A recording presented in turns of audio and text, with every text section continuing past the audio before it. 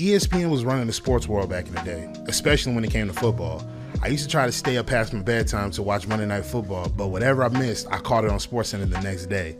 You had my man Stuart Scott bringing in the urban culture and made watching highlights from games refreshing and energizing. I would watch SportsCenter religiously every chance I got. God rest his soul. We all miss him. Shout out to Stuart Scott. Before the game started, you see fans either getting to their seats, tailgating, or getting snacks from the concession stand. Then you saw the camera pans and the different angles while commentators Dan Stevens and Peter O'Keefe give you the rundown on players to look out for.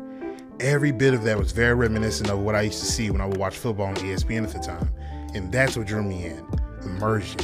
I could easily identify with everything I saw in-game with what I saw on TV. To the scoreboard, to the ticker popping up sometimes when I achieved a goal, the different camera cuts, transition wipes, highlighting players' individual stats, and at this point you get it. One thing about this game that I liked was the cutscenes. They weren't too drawn out or exaggerated. They kept you intrigued and gave you somewhat of an insight as to how a player was feeling, how the sidelines were reacting to plays, the fans' reactions showing the chain gang coming out for the first down measurements and players getting injured.